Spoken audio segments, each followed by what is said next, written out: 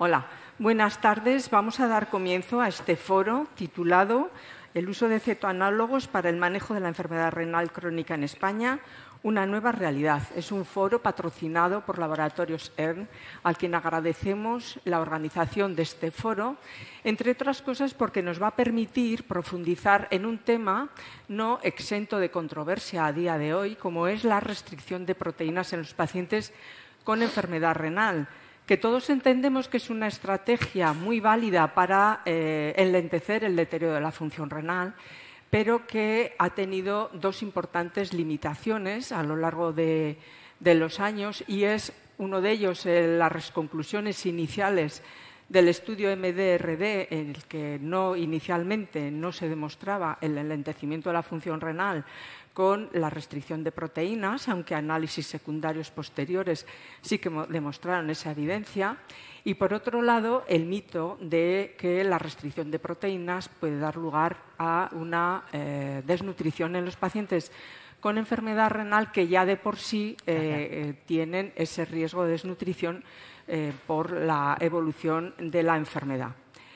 Para hablar de todo esto tenemos a dos importantes expertos en la materia, como son Jesús Carrero, conocido por todos, es profesor catedrático de Epidemiología Cardiorrenal, Departamento de Epidemiología Médica y Bioestadística del Instituto Karolinska, un experto en nutrición, es también colaborador en las guías, ha sido colaborador en las guías KDIGO 2024, las guías KDOKI, las guías SPEN 21, en fin, todo un recorrido en el ámbito de la nutrición y un experto que nos va a hablar de la evidencia en la eficiencia y seguridad de la restricción proteica en la enfermedad renal.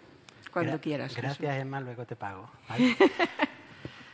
Hola a todos, buenas tardes. Gracias primero por asistir. A las 6:30, después de un día muy largo, solo os califica de campeones. Y gracias al Comité de Organización y a los laboratorios ERN por darnos la posibilidad de hablar de estas cosas, porque si no hablamos en los congresos de nefrología sobre la dieta de vida saludable, os va a parecer a los más jóvenes que no existe o que son cosas viejunas y nunca han estado más importantes o más en boga, porque una dieta y un estilo de vida saludable son base fundacional de toda enfermedad, también del tratamiento de la enfermedad renal crónica. Y a vuestros pacientes les importa, todos os van a preguntar en algún momento: doctor, ¿y ahora yo qué como? He leído que la proteína me han dicho que tengo que restringir. Y si no sabéis muy bien qué responder, dejad los teléfonos 20 minutos, escuchadme y así ya sabéis para la próxima vez qué decirle a esta gente. Porque vamos a revisar... Vamos a revisar juntos la evidencia que hay referente a la eficacia y seguridad de la dieta muy baja en proteína y qué nos dicen las guías al respecto. Y las dos guías que han salido más recientes serían las KDOKI del 2000 y las KDIGO del 2024. ¿Vale? Espero que hagan la foto. Y cambio. Gracias. Pues bien, estas guías no son nada nuevo. Las identificaron o se describieron por primera vez por Giordano Giovannetti en el 63-64.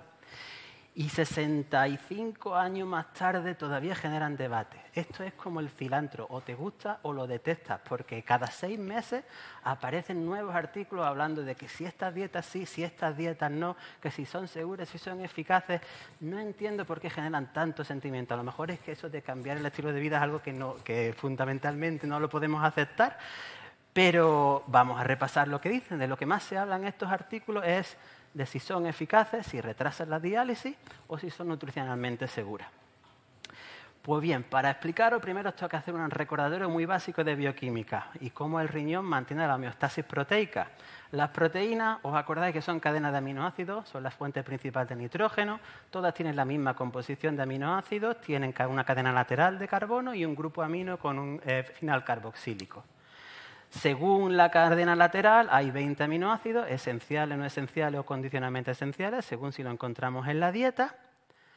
Y los aminoácidos, las proteínas, se usan para la biosíntesis del músculo, la producción de la hormona peptídica, el mantenimiento de la función de los órganos, y cuando no tenemos energía suficiente en el organismo, como ocurre en el desgaste proteico energético, se utiliza como fuente de energía en situaciones de hipercatabolismo. ¿Vale? La proteína de la ingesta dietética no se almacena. a diferencia de la grasa o el azúcar, así que tenemos que eliminarla. Si comemos la cantidad adecuada, la usamos para la función de los órganos. Si la consumimos en exceso, los aminoácidos ketogénicos se usarán para energía y los glucogénicos para la síntesis de carbohidratos y grasa. Si lo comemos en déficit, como ocurre en el desgaste proteico energético, el cuerpo rompe el músculo, degrada el músculo para generar aminoácidos circulantes y utilizarlos como energía. ¿Qué nos dicen las guías? Las primeras en meterse en el charco son las guías KDIGO, donde dijimos que para la mayoría de las personas sugerimos mantener una ingesta de proteína de 0,8 gramos por kilogramo de peso corporal al día y no exceder, porque excesos por encima de 1,2 o 1,3 se asocian con enfermedad renal crónica y riesgo de progresión. La guía que digo, recuerdo que es para el manejo holístico del paciente renal y para la mayoría de los pacientes es una recomendación sensible y razonable porque 0,8 es la ingesta de proteína recomendada para la población en general. Y el problema es que hoy por hoy todas las sociedades en países desarrollados y en vías de desarrollo consumen más proteína de la necesaria. Podéis ver aquí a todos los países puestos en orden, el 0,8 donde está, la mayoría de los países consumen por encima de 1,2 gramos al día. Y mucha proteína en la dieta es mala para los riñones. El mecanismo fisiopatológico es muy parecido al de los IECA, al de los SGLT2 y al de los ARA2, que es la modulación de la presión intraglomerular. Un exceso de proteína en la dieta daña los riñones por incremento de esta presión. Recapitulamos lo que os dije hasta ahora. El exceso de proteína de la dieta no se almacena. Tenemos que descomponer la proteína generando productos de desecho nitrogenados, principalmente la urea. La eliminación de estos productos de desecho nitrogenados se hacen vasodilatando la arteriola aferente, incrementando la presión intraglomerular y así causando hiperfiltración para excretar esa urea. Si tenemos una dieta rica en proteínas sostenida en el tiempo, vamos a estimular de manera sostenida también esta hiperfiltración glomerular, produciendo la liberación de una serie de citoquinas, quimoquinas, como el TGF-beta, fibrosis intersticial y causando el daño renal. Entonces, esto es cuando comemos mucho. El principio de la dieta baja en proteína es que a menor proteína en la dieta, menor síntesis de urea, vasoconstriñiremos la arteriola aferente, reduciendo la hiperfiltración glomerular y estabilizando o mejorando la función renal. Ahora, estas dietas son tanto más importantes cuanto peor sea la función renal de base. En ERCA, a medida que disminuye la enfermedad renal crónica, el número de nefronas disminuye y el paciente con enfermedad renal crónica avanzada tiene muy pocas nefronas que tendrán que compensar el exceso de proteína, ejerciendo mayor hiperfiltración y acelerando el daño. Por eso, una dieta por encima de la capacidad del riñón aceleraría el perjuicio. Y por eso estas dietas las recomendamos a partir de enfermedad renal crónica estadio 4 o 5. Pero no solo eso, si comemos menos proteína animal, también vamos a tener menos generación de toxinas urémicas. Y os lo explico con esta animación. Cuando comemos proteína animal, comemos aminoácidos aromáticos principalmente, que son el sustrato de una serie de bacterias proteolíticas cuyo trabajo es metabolizar estos aminoácidos produciendo las toxinas urémicas que veis en todos los artículos científicos, el indoxil sulfato, el P-cresol sulfato, la trimeramina, el TMAO. Y en el contexto de una disrupción de la barrera epitelial, como ocurre en nuestros pacientes, estas toxinas urémicas junto con la lipoproteína A entran en circulación, generando inflamación, estrés oxidativo, fibrosis renal y la progresión de la enfermedad renal crónica tal y como lo conocemos. Así que dos efectos principales por la que reducción de la proteína animal principalmente va a tener beneficios a nivel del riñón. Ahora, ¿qué nos dicen las guías sobre la dieta baja y muy baja en proteína? Pues si las leéis a pie juntillas parece que no se ponen muy de acuerdo sobre la eficacia de las dietas bajas en proteína, pero hay mayor acuerdo sobre la eficacia de las dietas muy bajas en proteínas con ketoanálogos. Alfa-cetoanálogos, porque si no lo digo en inglés. ¿Por qué difieren las guías? Y tenéis que tener en cuenta cuál es el objetivo y cuál es el perfil de las personas que estuvieron metidas en cada una de estas guías. Las guías Keidoki era enfocada únicamente en la corrección de desórdenes nutricionales de la enfermedad renal crónica, por expertos de nutrición. Y para los que trabajamos en la nutrición, la dieta baja en proteínas es una de las cosas principales que tenemos en los desórdenes nutricionales. Sin embargo, las guías Keidigo eran un enfoque holístico para prevenir la progresión de la enfermedad renal crónica. Y para prevenir la progresión de la enfermedad tenemos un montón de terapias farmacológicas y también nutricionales, pero las nutricionales tienen un peso bastante más bajo. Por eso las valoran de manera diferente, porque los objetivos eran diferentes. La manera en que yo intento reconciliar estas dos guías es que la dieta baja en proteínas puede ayudar a retrasar la progresión de la enfermedad, pero como veremos en la próxima diapositiva, la evidencia no es del todo concluyente. Y en el manejo holístico del enfermo renal, la dieta juega un papel relevante, pero no es la única herramienta disponible. ¿De acuerdo? Muy bien. Cuidado, porque en muchos congresos, y esto lo escuché en el último de la ISN, había un canadiense que dijo esto, las dietas bajas en proteínas son terapias obsoletas porque ahora tenemos los ISGLT2. Pero hombre, Juan de Dios, eso es como decirle a un obeso, tú come lo que quieras, que ahora tenemos Ozempic, perdón, que no puedo decir el nombre comercial. O usted fume, que tenemos ahora tratamientos preventivos contra el cáncer que son magníficos. No seamos simplones, porque una dieta y un estilo de vida son la base fundamental en toda enfermedad, y en cada uno de los problemas de la enfermedad renal crónica tenemos que trabajar a todos los frentes, con terapia nutricional, con farmacoterapia y con estilo de vida. ¿Vale? Ninguna terapia aislada consigue el objetivo y todos son estrategias terapéuticas complementarias. Bien, ¿qué nos dicen las guías sobre la dieta baja en proteína? Primero, que IDOKI, en personas con estadio 3-5 sin diabetes y metabólicamente estable, hablaremos de esto al final, recomendamos restricción proteica de 0,506 para reducir el riesgo de diálisis, mortalidad y mejorar la calidad de vida. Y asumen que los beneficios serían similares en diabéticos.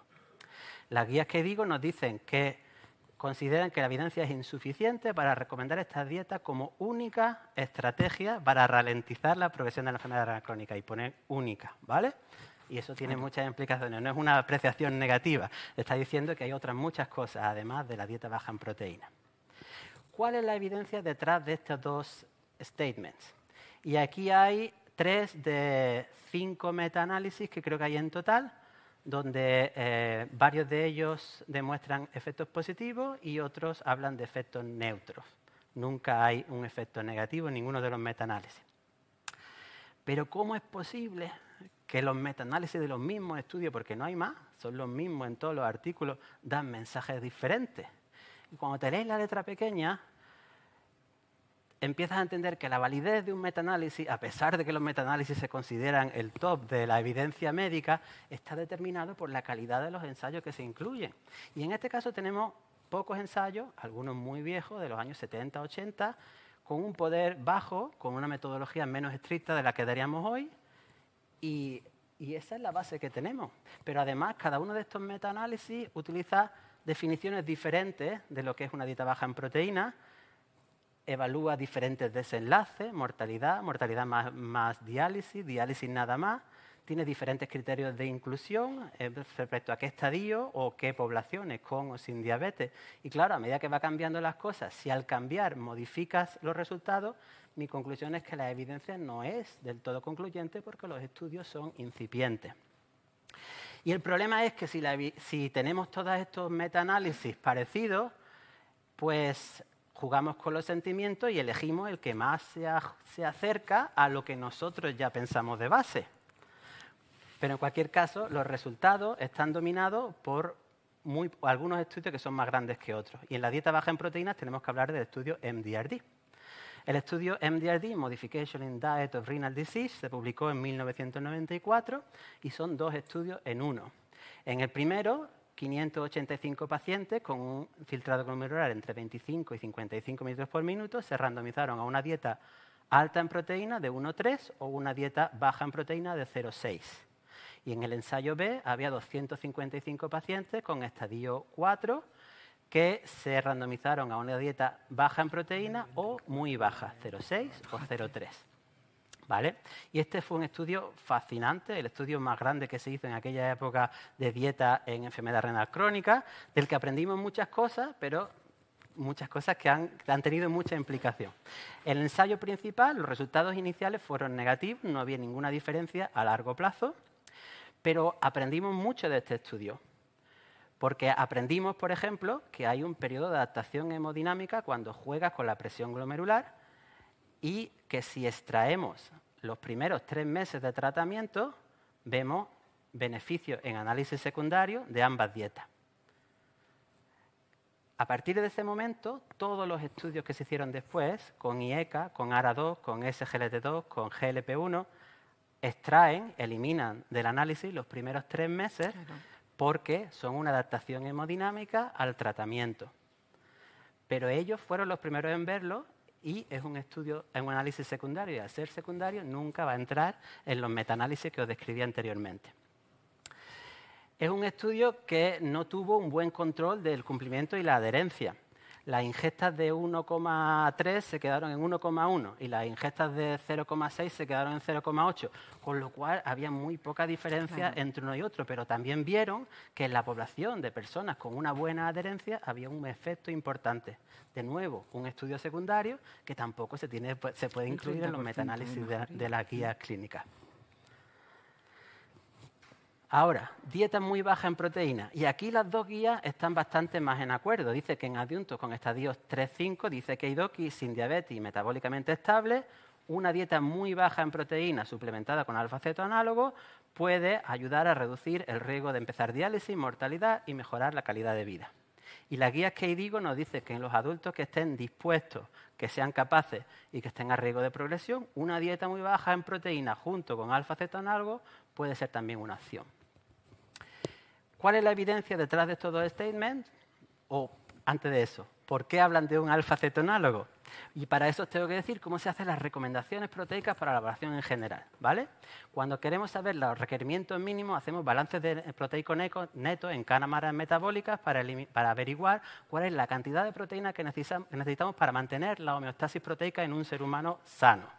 Y esa es la ingesta media que se calcula en 0,6 gramos por kilogramo al día.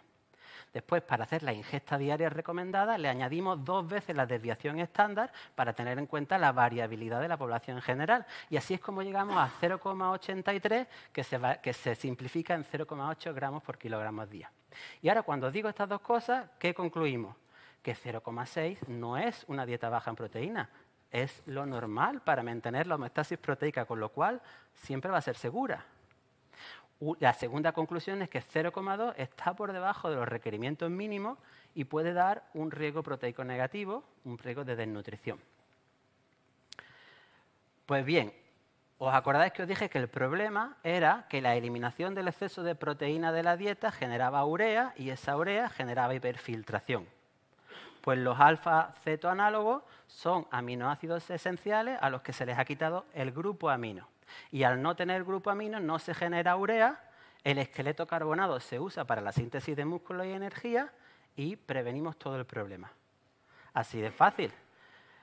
Si quitamos el grupo amino, no generamos urea. Y aquí podéis ver en todos los estudios randomizados cómo la cantidad de urea baja inmediatamente en las primeras semanas de una dieta muy baja en proteína. Y la adición de los alfa-cetoanálogos no revierte el proceso.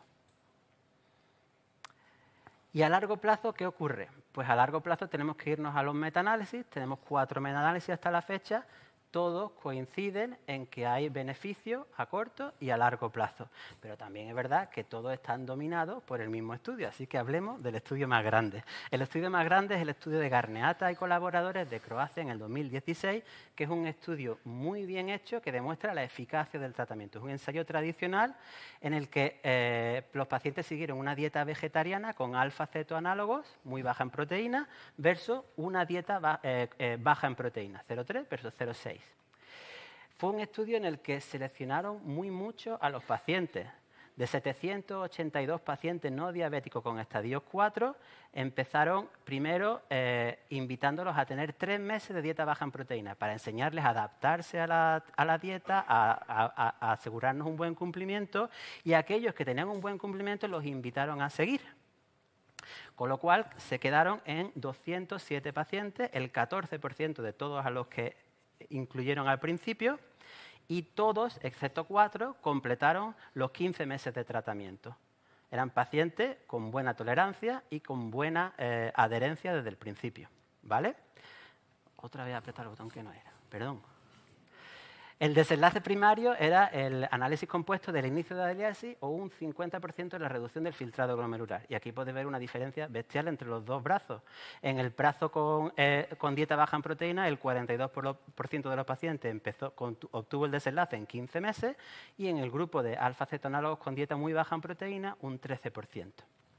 No hubo ningún problema nutricional, la dieta fue segura, pero los pacientes tuvieron un cumplimiento excelente. Aquí podéis ver la ingesta proteica que tuvieron durante todo el estudio, cómo se separan perfectamente en dietas bajas y muy bajas en proteína. Entonces, este estudio controlado nos demuestra que la terapia es efectiva. ¿Se puede llevar a la práctica? Y para eso tenemos este otro estudio que salió más tarde, que no está en los metaanálisis porque es reciente, y es el estudio de Bellici, que es un estudio pragmático que nos demuestra que es un poco difícil de implementar en la práctica clínica. ¿Qué es un estudio pragmático? Un estudio en el que damos una recomendación en vida real sin tener el mismo control exhaustivo que en un ensayo clínico clásico. ¿Vale?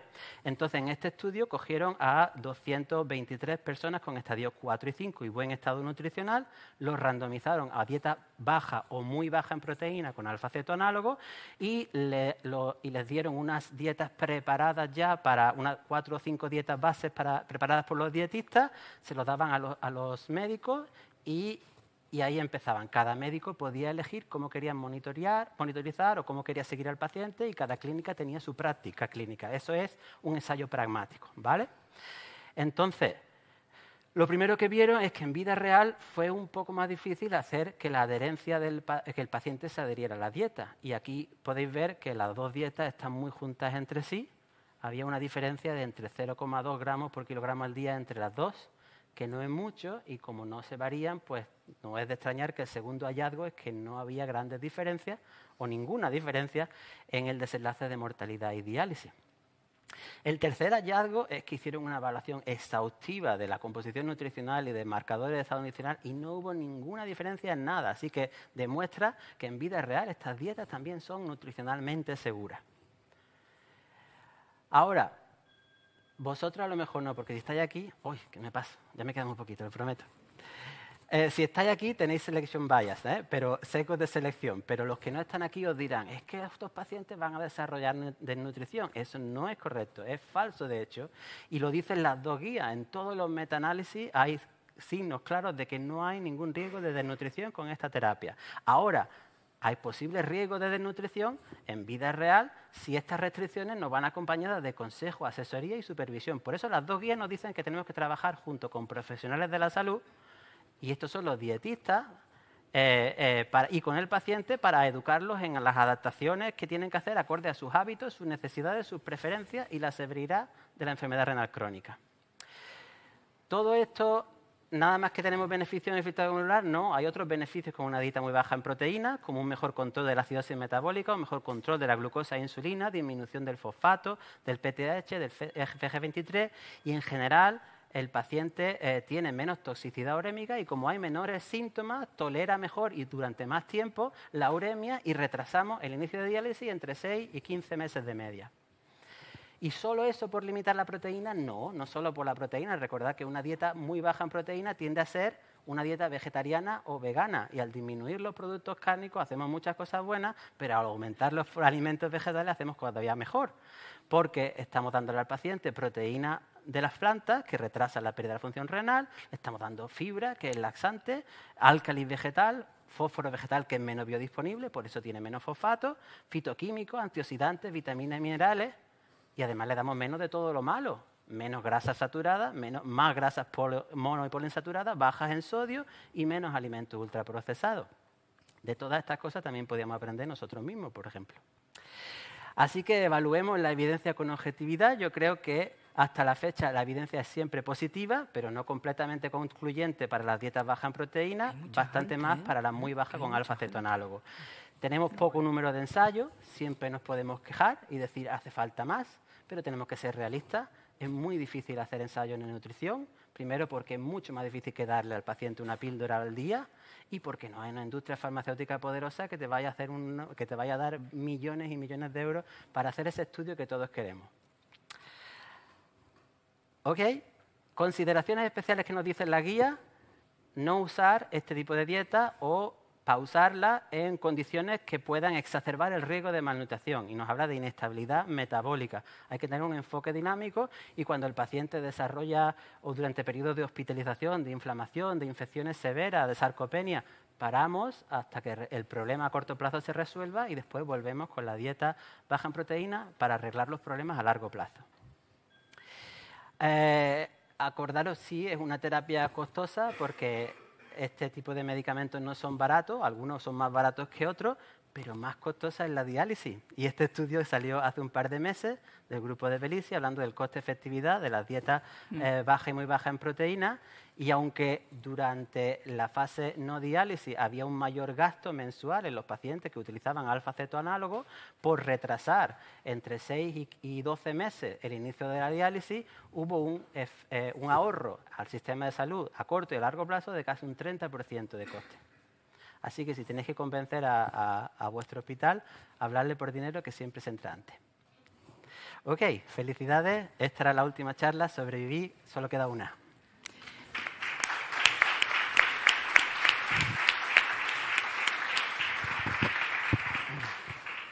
Muchas gracias, Jesús.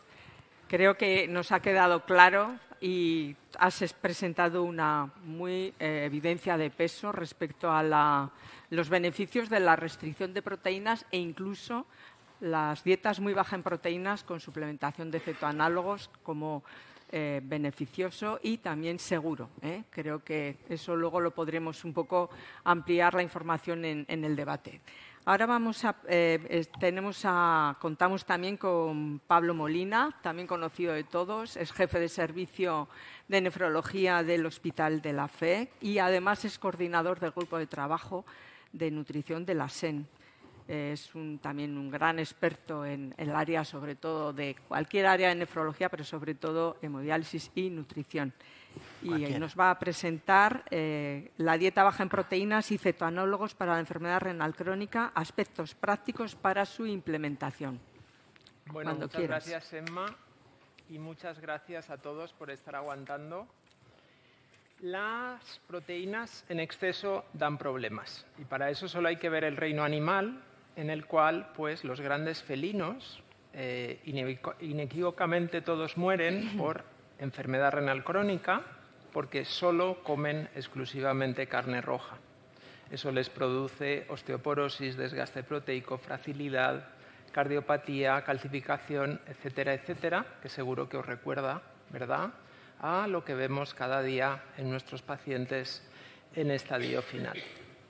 Pero también me gustaría, porque creo que es uno de los objetivos, que todo el personal navegue en la misma dirección. Es decir, que demos el mismo mensaje de los riesgos de altas proteínas. No vale decirle nosotros a un paciente que baje las proteínas y que luego, pues a lo mejor un compañero que hace musculación, etcétera, le diga que eso son chorradas, ¿no? Así es que es importante tener en cuenta que tenemos datos también en población general que salen en revistas nefrológicas. Por ejemplo, en este NDT, que utilizan el seguimiento de más de 9.000 personas, fijaos cómo el grupo que realmente tiene un cuartil mayor de ingesta proteica, pues acaba desarrollando más insuficiencia renal. Y eso motiva pues, que hayan editoriales como efectivamente el exceso de proteínas, cuidado porque es peligroso y como nos ha comentado Juan Jesús, especialmente en aquellos que tienen la masa nefronal reducida. Estas son las guías, bajar siempre que el paciente esté estable porque nos mejora la progresión, la muerte renal y la calidad de vida, con una evidencia que varía un poco según las vías. Pero lo que interesaba ahora es ver cómo esto lo podemos poner en práctica incluso sin un nutricionista al lado. Se puede empezar, no te digo que podemos llegar al final, pero sí que podemos mejorar la salud de nuestros pacientes. Así es que durante los próximos 15 minutos lo que quería es reforzar el mensaje que ha dado Juan Jesús de que cantidad y calidad van de la mano. Una dieta baja en proteínas inexorablemente llevará a ser una dieta basada en plantas. Es importante monitorizar la ingesta proteica. También es importante asegurar calorías, luego veremos por qué, y con algún dato en población general, para que también nos lo llevemos a casa. En España tenemos aceite de oliva, 0 proteínas y calorías antiinflamatorias. Hay que ir haciendo una aproximación escalonada y, por último, os contaremos un poco nuestra experiencia con el estudio Adherence, que realmente es, digamos, pionera en nuestro país y que creo que debería cambiar, al menos en un porcentaje de pacientes relevantes, la forma de ver a nuestros pacientes en la consulta ERCA. Como he comentado, cantidad y calidad van de la mano y me encantan siempre leer pues, los datos de esta catedrática de Stanford, nutricionista, que nos dice que muchas veces el problema de la ciencia de la nutrición es que se centra en nutrientes individuales.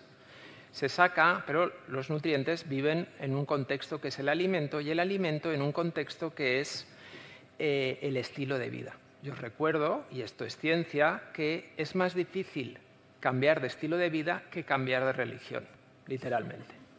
De manera que lo más importante en un alimento realmente es la matriz alimentaria, lo que le acompaña.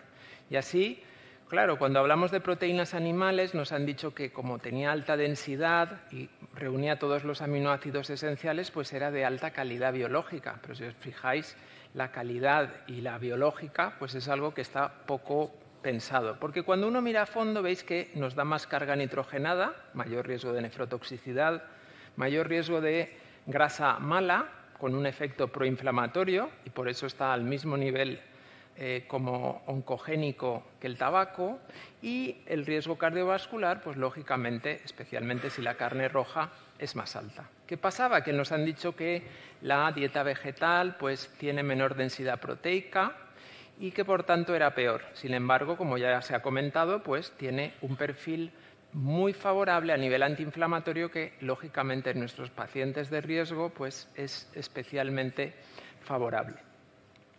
Y, como he comentado, pues la restricción proteica implica un uso de vegetales. Así es que el ensayo Ernamin, que en realidad era el ensayo Adherence con Ernamin, que era una adherencia a una dieta muy baja en proteínas, hemos aprendido que es adherencia a una dieta basada en plantas y veremos que es posible.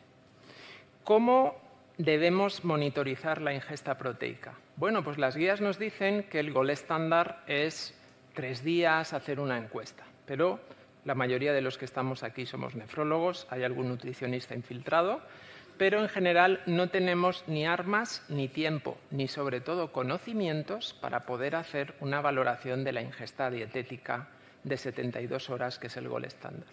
Pero tenemos la orina.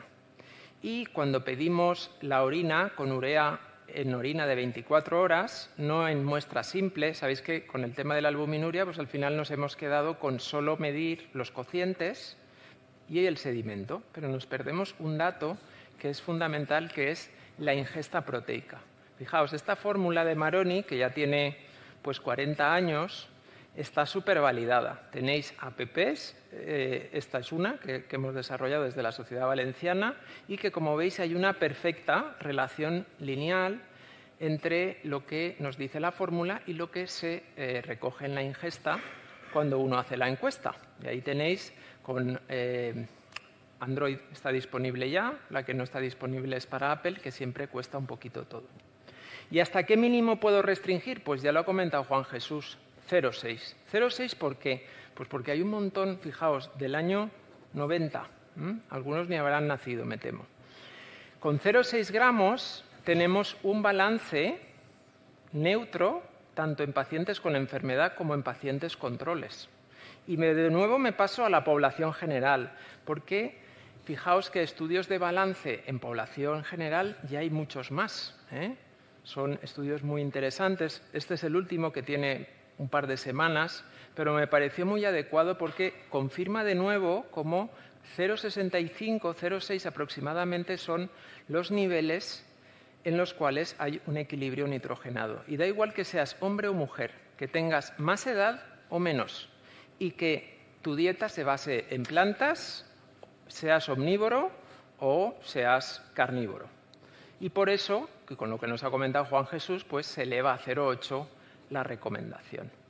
¿Pero qué dicen los estudios de intervención? Y os presento ya los 2 últimos estudios en población general para que se os quede creó la idea de que efectivamente no hacen falta más proteínas de las necesarias. Fijaos, este es un estudio muy interesante porque es población mayor en riesgo de sarcopenia, ¿verdad?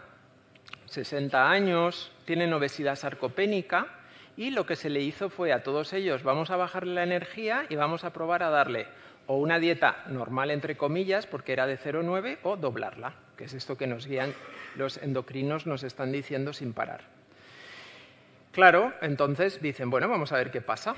¿Qué pasa con el peso y la grasa? Bien, como era de suponer, hemos bajado en ambos la energía, pues baja. Pero ¿qué ocurre con la masa muscular? Estoy tranquilo porque le he dado 1,7 gramos kilo día. Pues atención porque te baja en los dos. O sea, que como bien ha comentado Juan Jesús, tú no por dar más proteínas vas a aumentar los depósitos proteicos. Eso funciona con lípidos, con glúcidos, pero no con proteínas. Ahí tenéis la masa pendicular y, lógicamente, la fuerza bajó en ambos grupos, porque bajó la masa muscular también, pero la forma física, habían perdido peso, su fondo mejoró en ambos grupos, porque en ambos se hizo restricción calórica. Luego, la primera conclusión que hay que llevarse a casa es que un aporte calórico suficiente es imprescindible para el músculo. Hay que tomar aceite de oliva, grasas saludables, para mantener el músculo.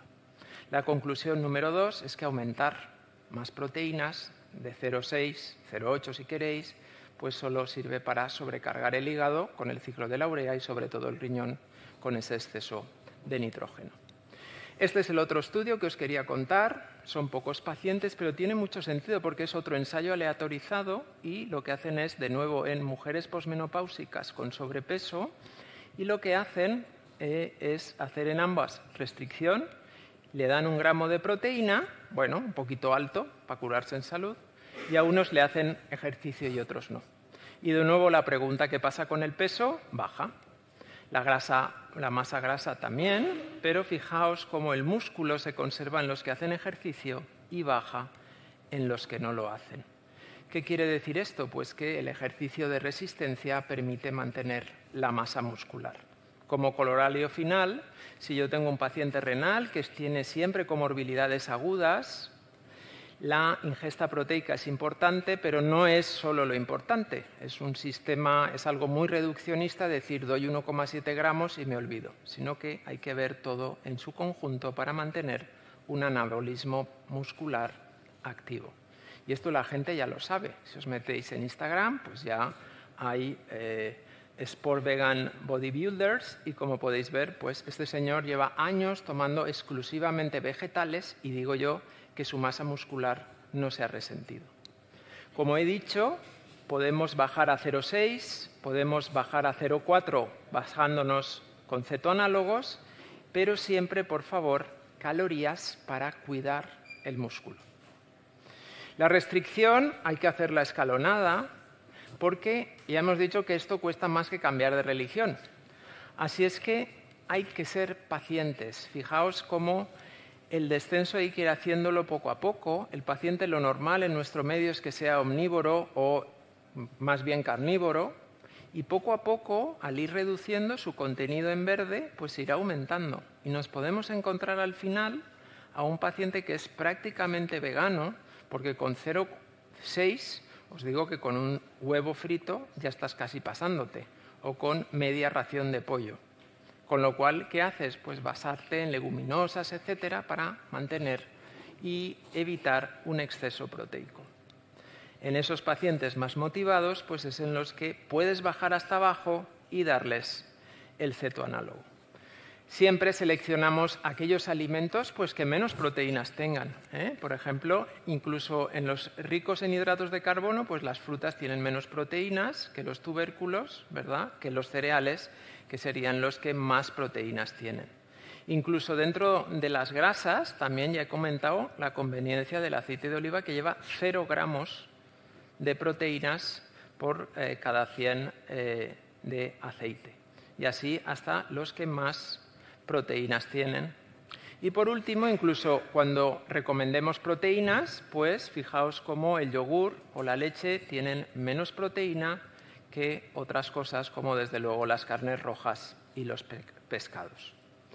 Nos quedan 5 minutos para hablar de la experiencia con adherence, con Ernamin, y como dice el nombre, nuestro endpoint primario fue la adherencia. ¿Por qué? Porque no íbamos a inventar la pólvora. Es decir, ya teníamos evidencia de que estas dietas bien aplicadas funcionan. La duda es, ¿en población española van a responder? Y bueno, pues para eso lo que hicimos fue diseñar este ensayo.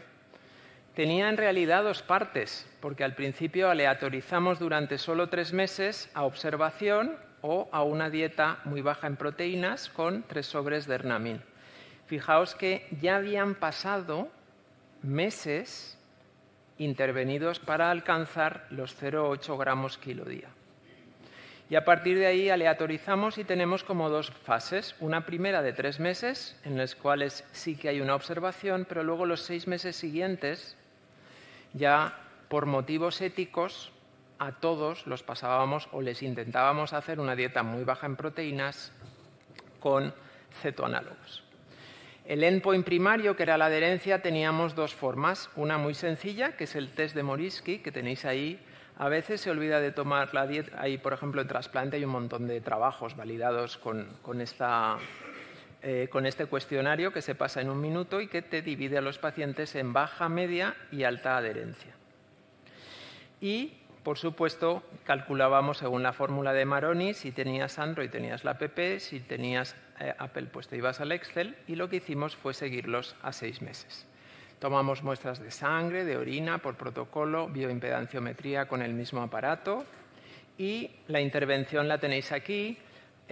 Aquí hay algunos de los nutricionistas que nos ayudaron a diseñar las dietas muy bajas en proteínas que se asociaban con 1 sobre en cada comida. Aquí tenéis el análisis. En principio pues, son cetoanálogos. En algunos aminoácidos es imposible químicamente quitarles el nitrógeno y dar estabilidad, o sea que en algunos casos veréis que hay algún aminoácido completo, pero en la mayoría se pudo quitar el nitrógeno. ¿Y qué resultados obtuvimos? Pues incluimos 33 pacientes, la mayoría del Clínic de Barcelona y del Hospital Peset, también de la Princesa, del Hospital de San Pedro y del Hospital de Mollet. La potencia estadística estaba hecho para 30, porque solo medíamos la adherencia, o sea que en principio llegábamos, y el primer paciente, aquí lo tenéis, y acabó pues ya hecho 2 años. La edad era 68 años, predominio de hombres, y el estadio, veis que el filtrado era medio de 17. ¿Qué ocurrió en los 3 primeros meses contra la observación? Bueno, pues os lo remarco aquí. No hubieron cambios en la albúmina, que fueron excelentes, lo que sí que la ingesta proteica tampoco. No tuvimos tiempo suficiente en 3 meses para conseguir bajar la ingesta proteica. Es muy complicado cambiar las cosas, que enlaza muy bien con el ensayo de Belizzi en práctica real, y claro, no dejábamos de ser novatos en este tipo de intervención. A nivel de bio y demostrando seguridad, en principio estaba a nivel basal, todo estaba muy bien balanceado, y como podéis ver, pues todo lo demás, lo que vimos en esos 3 primeros meses es que en aquellos que se hicieron casi veganos, pues bajó la PCR, subió un poco el calcio y sobre todo bajó significativamente el fósforo, o sea que los pacientes se desinflamaron. ¿Por qué? Porque estaban tomando, lógicamente, más vegetales. ¿Qué ocurrió con la bio? Pues fijaos, en solo 3 meses, unos siguieron perdiendo masa muscular y otros la estabilizaron, con evidencias, con diferencias significativas. Aquí tenéis la gráfica de la PCR, como también bajó en ese grupo. Ya metidos los 33 en los 6 meses siguientes, pues el endpoint primario, la adherencia, como podéis ver, se consiguió en el 79% de las visitas, que no está mal. En pacientes motivados podemos llegar en nuestro medio hasta el 80% de los pacientes. La ingesta proteica, como hemos visto, bajó, pero sin alcanzar la significación. Sobre todo en el mes 3 conseguimos bajar a 0,55, pero luego se estabilizó. La PCR bajó significativamente también ya cuando metimos los 2 grupos en conjunto. El fósforo por los pelos no alcanzó la significación, y sin cambios en calcio ni PTH. El filtrado lógicamente bajó, son pacientes que partían de 16 de filtrado y no hubieron cambios en otras cosas. Fue seguro, hemos visto que mejoró o estabilizó la masa muscular, la albúmina se mantuvo muy bien y los efectos secundarios, pues es que al final estás dando un alimento, o sea que realmente fueron mínimos y que se podrían, sobre todo estreñimiento y pirosis, quizá asociar a otras cosas. Hubieron solo 4 ingresos en esos 9 meses de seguimiento en un grupo y 6 en el otro, perdón, 9 meses en cada uno, y los 4 ingresos, ninguno estaba relacionado con los cetoanálogos. Concluimos así pues, cómo de manera práctica realmente podemos hacer una intervención precoz e individualizada, aceite de oliva para asegurar calorías, importante monitorizar la ingesta y la adherencia, un cuestionario súper sencillo, orina de 24 horas, restringir de manera escalonada en pacientes, como ha dicho Juan Jesús, clínicamente estables, ir bajando 0,2 gramos a lo largo de las visitas. El paciente se irá haciendo cada vez con más tipo de plantas y cuando llegamos a este nivel identificamos a los que podrán seguir una dieta muy baja donde podríamos asociar Ernamil. Pero Roma no se construyó en un día, así es que hay que ser paciente, hay que educar y entrenar, y lo pongo en rojo, al personal sanitario. Tenemos que dar el mismo mensaje. Se educa al paciente sobre contenidos de proteínas en los alimentos y si tienes la suerte de tener un nutricionista, pues se le pueden ofrecer recetas, ideas. Siempre mensaje positivo, recompensar, pero no reñir, porque es imposible, nadie de nosotros se mantiene siempre, ¿verdad? Y en el Congreso lo veremos en la cena de hoy. Así es que esto no es una maratón ni una carrera.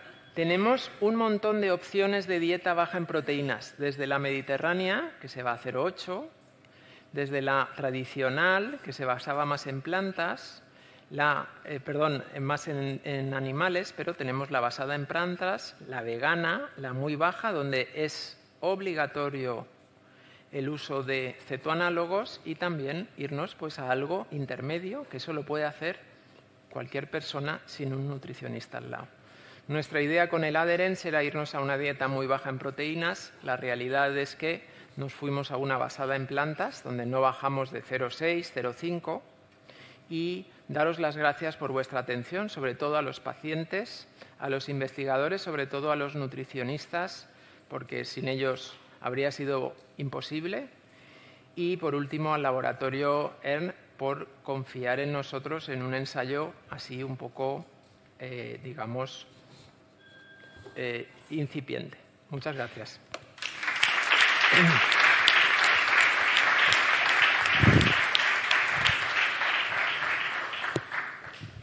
Muchas gracias, Pablo, por esta presentación tan clara y que estoy segura que va a despertar debate en la audiencia.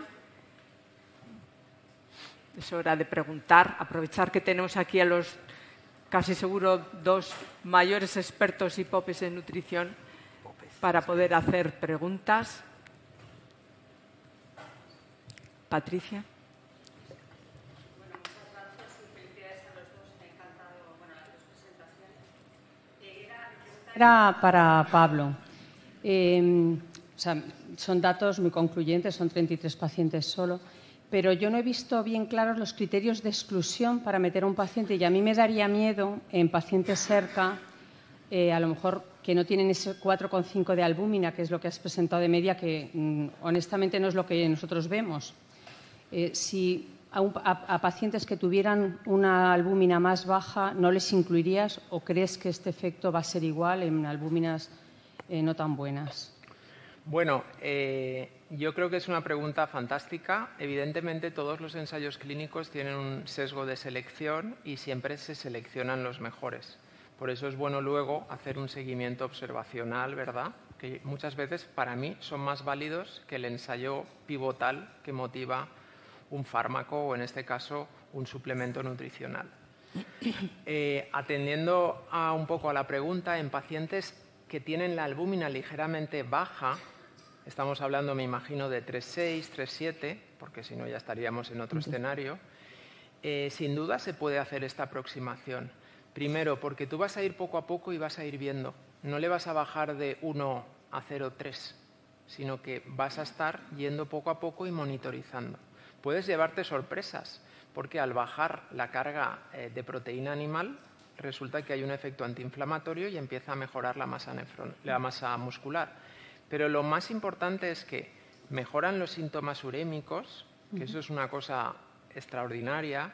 Lo vemos, por ejemplo, en pacientes que llegan precipitados a diálisis. Si tienes un nutricionista, puedes hacer una intervención, aunque esté ya desnutrido, bajar mucho las proteínas, apoyarte en un cetoanálogo, baja la urea drásticamente en 48 horas, se le van los síntomas y a lo mejor te da tiempo a ponerle un catéter peritoneal o buscar un donante vivo o hacerle una fístula y ahorrarte el catéter. Eso por un lado. Y por otro lado, no olvidemos que estamos ayudados en este estudio con un suplemento sin nitrógeno.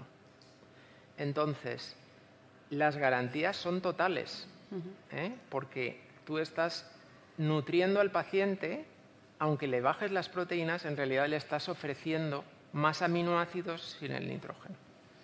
Vale, y otra pregunta, si puedo, Hombre, para los dos. Esto es libre. Vale, aprovechar. Para los dos, para el seguimiento de un paciente ERCA o un paciente en diálisis, utilizamos la albúmina, la prealbúmina, proteína transportadora del retinol. A ver si me podéis decir, o las tres, o alguna a lo mejor ya no tiene valor.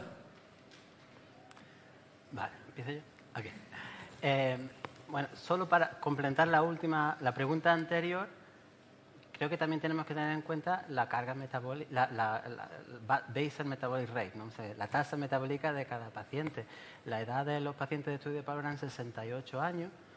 Creo que es probablemente personas que no tengan una carga de ejercicio muy activa y que las necesidades nutricionales la mayoría de nosotros no necesitamos tanta proteína y no pasa nada por reducirla independientemente de la albumina de base. Ahora, respecto a la monitorización, la guía de práctica clínica nos hablan de cosas sencillas, nos hablan de hacer un cribado que lo puedes hacer mensual en el paciente en diálisis o cuando venga el paciente cada 6 meses en ERCA. El cribado es tan sencillo como preguntarle: ¿has perdido peso en los últimos 3 meses? ¿Tienes falta de apetito? ¿Comes bien? Y si alguna de esas preguntas son positivas, es una señal para hacer un assessment, ¿cómo se dice eso? Una valoración. Una valoración. ¿Qué nos dice la guía? Valoración global subjetiva, que tardas 30 segundos. Si quieres ver valores nutricionales, pues puedes usar todo lo que has dicho, pero míralo en conjunto porque ninguno es perfecto y cuando hay situaciones de inflamación o enfermedad intercurrente, pues te va a dar valores sesgados, sobre todo si hay inflamación. Y después hace mucha incidencia la guía en enfocarnos en cambios en el tiempo. Pérdida de peso en el tiempo es mucho más importante que el peso actual y si tienen la oportunidad, como en muchos de las máquinas de diálisis hay ahora bioimpedancia, pues enfocarte en cambio de peso corporal, que también te va a ayudar a decidir la estrategia nutricional si hay alguna necesidad. Gracias. Yo añadiría que la vida media de la albúmina es mucho más grande que de la prealbúmina, que es solo de 72 horas. Entonces, si el paciente está clínicamente inestable, a nivel de desnutrición, te puede ser muy útil, por ejemplo, durante un ingreso hospitalario o tras un ingreso, ver si lo que tú has hecho a nivel nutricional se está traduciendo ya midiendo la prealbúmina. Mientras que para el mantenimiento de un paciente estable, con la albúmina sería suficiente, es mucho más barata y en muchos hospitales hasta de urgencia. Fenómeno. ¿Y la proteína transportadora del retinol? La proteína no está tan estandarizada y depende mucho de los valores de tu laboratorio. Pero también te podría ser útil. Pero yo personalmente uso albúmina, en general paciente estable, y prealbúmina solo cuando hay un problema. Vale, gracias. Yo le digo, mide lo que quiera, pero mide algo. Claro. Pero mira algo. Y luego un comentario a Manolo a Pablo, de los pacientes, has dicho pacientes mayores, y has puesto 60 años y has puesto 2 ancianos. Yo me he sentido ofendida, ¿eh? O sea, yo creo que eso de mayores hay que trasladarlo un poquito más mayores, ¿verdad ¿no? que sí? Con la Los media 80. que tenemos, ¿no? O los 70, pero los 60 ya me parece. Bueno, fuera de broma, enhorabuena, que está muy bien. Gracias, el Patricia, estudio. y disculpa. A ver, Milagros. Sí, bueno, enhorabuena también a los dos. Me ha parecido muy interesante la estrategia de manejo, ¿no?, en estos pacientes. Lo que me preocupa, que tú lo has dicho muy bien, dices, paremos esto cuando estos pacientes tienen procesos intercurrentes. El problema es que en nuestros pacientes, desgraciadamente, los procesos intercurrentes son frecuentísimos, ¿no? Porque cada vez que ingresan por infecciones, por cirugías, por tal, ¿cómo manejamos? Es decir, un paciente que lo tenemos, que se le está entrenando, pues como decís, en bajar la ingesta proteica, en suplementándolo sí o no. Cuando tienen estos procesos intercurrentes, ¿qué hacemos? Paras toda esa estrategia, luego muchas veces les ponemos un suplemento nutricional, ¿no?, bien parenteral o bien oral, que ya ahí paras completamente porque tu objetivo es recuperar su situación muscular, calórica, etcétera. Entonces, el día a día de estos pacientes lo veo complicado el mantener esa estrategia, porque a lo mejor lo estás haciendo muy bien, tiene un ingreso por una infección o porque se ha roto una cadera y toda esa estrategia no sirve. Dejarla. Entonces, un poco es el hándicap que encuentro. La respuesta es sencillísima. Vamos a pensar en lo que hacemos con el 90% de nuestros pacientes que ingresan con ERCA o trasplantados renales, me valen igual. Ingresan por una infección, por fiebre, por diarrea, ¿y qué le pasa a la creatinina? Se nos dispara. Tenemos muy claro que ahí hay que quitar el ISGLT2, si está hipotenso, quitar antihipertensivos, quitar IECAS y ARA2 y minimizar diuréticos si es posible. Incluso las primeras 24 horas le pones fluidos, es con sal. Es justo lo contrario que haces cuando el paciente está estable. Pues esto es exactamente igual. El paciente ingresa y en vez de una dieta baja en proteínas, le pones una dieta normoproteica con algún suplemento si hace falta y vas monitorizando. Y cuando se recupera de la infección, igual que al alta, le dices continuar con el tratamiento habitual, incluyendo IECAS, ISGLT2, etc. Se restablece el equilibrio y vuelves a tu pauta normal cuando el paciente está estable. Es lo mismo que lo que hacemos en la nefrología hospitalaria. Pero sería, según tu experiencia, de inmediato. Quiero decir, absolutamente. Claro. Ya una vez que se ha resuelto el episodio, no hay que dar un margen lo primero de mayor recuperación. que quitaría yo es la dieta renal en un paciente hospitalizado. Por definición, un paciente renal hospitalizado está inestable, entonces está contraindicación absoluta para dar una dieta renal. ¿Alguna pregunta más? ¿Sí? Hola, muchas gracias. Quería hacer tres, a ver si me explico bien. La duda sobre todo que siempre me surge cuando escucho estas charlas es que si realmente al final la dieta es 0,6 para los dos grupos. Y para nosotros también. Claro, sí. Al final no estamos comparando las dietas, estamos comparando el cetoanálogo. Sí. Entonces, si este beneficio que vemos en antiinflamatorio o estos beneficios que mostréis, y sobre todo lo que me interesa es el retraso de la entrada de la necesidad de una técnica renal sustitutiva, si esto se puede aplicar no independientemente de la dieta, pero si ese efecto es aislado del propio suplemento o, en este caso, es un suplemento, aunque se podría llamar del cetoanálogo, no del claro, el valor en sí del cetoanálogo. Fíjate los 3 primeros meses sí que comparamos los dos grupos, aunque es un periodo que es relativamente pequeño, pero ya encontramos diferencias. Y luego cuando vemos a todos en grupo, es verdad que ahí ya estás intentando bajar proteínas, pero al menos sí que cambiaste la forma de que la persona comiera, que es basándote más en plantas. ¿Me explico? Lo que ves ahí es como una tendencia que se suma el efecto del cetoanálogo como protector, pero el efecto de una dieta basada en plantas como cardionefroprotector. Eso es un poco como yo lo interpreto. Es más el cambio de dieta, no claro, tanto pero la ventaja es que si tú tienes el cetoanálogo tienes las espaldas cubiertas. Porque el cetoanálogo per se no tiene ningún efecto positivo en retraso de la entrada en diálisis. No hay estudios de cetoanálogo de manera aislada. No necesaria. Ni lo pensáis que lo tenga. Yo creo que en cierta manera sí, porque prevés la desnutrición dando aminoácidos esenciales pero sin el grupo amino, con lo cual disminuye la toxicidad urémica, disminuye la generación de toxina al intestino y disminuye la generación de urea endógena. Entonces, eso puede ser positivo. O sea, comentaros que en Taiwán los alfa-cetonálogos están subvencionados por el gobierno y el 60% de los pacientes con ERCA lo tienen de manera general sin no necesariamente tener una dieta muy baja en proteína. Así que es una estrategia de prevención de desnutrición, pero al mismo tiempo también te sacia y no comes las otras cosas más malas que te van a generar toxicidad. Otra pregunta. Yo un poco antes de la pregunta quería, al hilo de lo que has comentado, a mí, un poco pensando en la charla, se me había ocurrido decir, bueno, ¿y podría ser que estos cetoanálogos los pudiéramos utilizar en escenarios diferentes a lo que es enfermedad renal crónica avanzada, cuando no podemos utilizar por intolerancia, por lo que sea, suplementos nutricionales?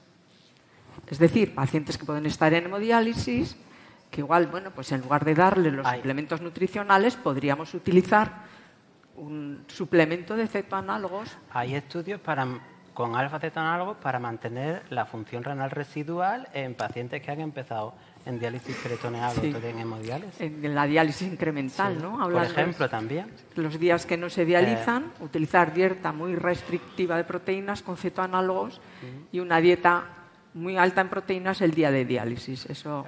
La idea ahora precisamente es hacer otro estudio de adherence. Sí. En población que inicie diálisis incremental, de manera que recomiendas el día o los dos que hagan diálisis. Eso es. Una dieta normoproteica y el resto de días baja en proteínas, ayudándote suplementada. Suplemento. Ya puedes perdonar. Sí. Una pregunta para Juan Jesús. En la lista de contraindicaciones de la dieta baja en proteínas, has mencionado diabetes mal controlada y quería preguntar el por qué.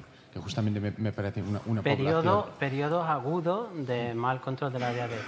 Todas estas inestabilidad metabólica tienes que verlas en conceptos agudos. O sea, si lo reformulamos en inestabilidad metabólica grave, en el que el riesgo de nutrición a corto plazo es más grande que el riesgo de enfermedad renal a largo plazo. ¿Vale? O sea, no pacientes que tienen un mal control a largo plazo. Se refiere en el momento agudo. Una hiperglucemia con ingreso, sí. Este tipo de cosas. ¿Otra pregunta? Yo quiero preguntar fisiopatológicamente en qué os basáis para interrumpir la dieta en los pacientes agudos o agudizados, ¿no? Porque incluso está demostrado que incluso la restricción calórica en un proceso catabólico puede mejorar la reparación y la recuperación. Y eso está demostrado. No sé si estuviste en la EDTA el año pasado, que hice una conferencia magistral muy buena y demostraba cómo la reparación del DNA y tisular, incluso recomendaban antes de una cirugía hacer una restricción pues calórica. No estoy hablando aquí de proteínas. Pero digo, ¿en qué os basáis para decir que se interrumpa? Salvo pues que es conveniente que el paciente pues coma lo que le apetezca y que las dietas de hospital pues son muy malas en general y muy pobres en todo. Y luego la otra pregunta que os quiero hacer es, y cuando el paciente entra en diálisis, sea la modalidad que sea, ¿qué?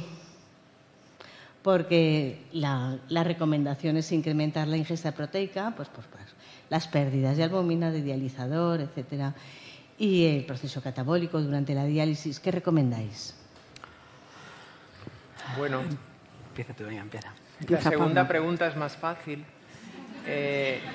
porque realmente, ¿qué ocurre? Un paciente el martes empieza diálisis, el lunes le has dicho 0,6 y el martes le dices 1,2. Yo creo que eso es algo anacrónico que hay que desterrar, porque es lo que decimos siempre, si tú vas monitorizando al paciente, vas a ver hacia qué dirección va. Igual que cada vez no empezamos el primer día con 2 horas, con 4 horas y media, 23 litros de convección, etcétera, sino que vas poco a poco y vas viendo, pues aquí es un poco igual. Entonces yo no recomiendo especialmente una dieta hiperproteica de 1,2 el día 1 de diálisis en absoluto, porque además cada vez hay más evidencia que una normoproteica en población en diálisis, en esta diálisis actual que no hay inflamación o mucha menos de la que había hace 25 años, pues lógicamente los conceptos han cambiado. Ahora seguimos arrastrando muchas cosas que yo creo que poco a poco iremos cambiando. Esta misma pregunta nos la hicieron cuando hicimos la revisión pública de la guía KDIGO, y entonces me vinieron a la mente, y lo puedes leer allí, hay 3 estudios, 2 observacionales y una intervención donde ven si hay riesgo por continuar con una dieta muy baja proteína durante los primeros 3 y 6 meses de la diálisis. Y no vieron ningún cambio importante de nutrición, ni a ningún riesgo de hipotensión. No, simplemente vieron que todos los pacientes transicionaron sin mayores problemas, pero no de la noche a la mañana, sino en un proceso, en aquellos estudios de 6 meses. Y ahí puedes leer en el comentario de las que digo, introdujimos un párrafo sobre estos 3 estudios. Si quieres te los mando. ¿Vale? Y la primera pregunta... Y la primera pregunta, que es más compleja, ¿en qué nos basamos para normalizar? Es una apreciación puramente clínica. Cuando ingresan una infección, cualquier comorbilidad, el apetito queda inhibido. Entonces, si tú encima haces una restricción, al final la comida es menos apetitosa dentro de lo que es. Yo siempre recomiendo tráigase bocadillos de contrabando si quiere o lo que sea, con tal de que coma, porque mi percepción es que la capacidad de remontar una infección o un estrés quirúrgico mejora aumentando la ingesta calórico-proteica, pero hasta cierto punto. Yo creo... Tú mismo lo has dicho, que el paciente coma lo que le apetezca, y eso es lo que creo que las guías recomiendan. No enfatice la restricción, porque ahora mismo lo que interesa es que el paciente ingiera lo que le apetezca y que pase el proceso agudo. Ahora, los estudios que habla, si me pasa la referencia, me los leo y la próxima vez sabré mejor la respuesta. Okay. Además, también se ha visto que en diálisis el hecho de que los pacientes coman durante la sesión es capaz de neutralizar esa pérdida calórica, pérdida nitrogenada, con lo cual en principio estaríamos eliminando ese efecto negativo de la propia sesión de diálisis. Eso es algo que se recomienda hoy en día prácticamente, bueno, ya con evidencia también. Ángel. Bueno, esto más que pregunta es una conclusión o reflexión. A medida que van pasando los años, cada vez tengo más claro que no existe la dieta renal. Nosotros, la población general, deberíamos de hacer una dieta renal, porque si estamos hablando de que todos debemos de reducir la cantidad proteica para proteger el riñón, pues es que realmente no existe la dieta renal. Lo que existe es una dieta mediterránea que deberíamos de hacer todos, incluidos los pacientes renales. Y en ciertos casos, pues un poquito lo de los cetoanálogos y todo eso. Es la reflexión que quería transmitiros, y que, Juanjo, en tu próxima revisión, en tu próximo metaanálisis, que lo desarrolles.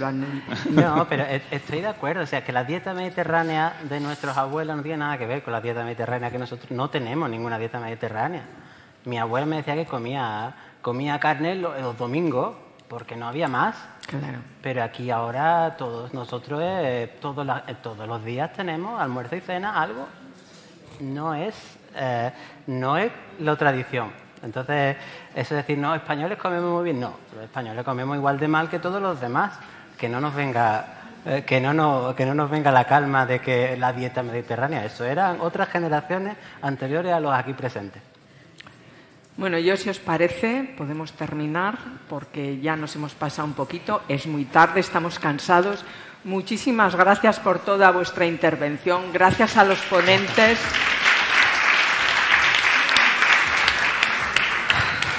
Oye, ya está.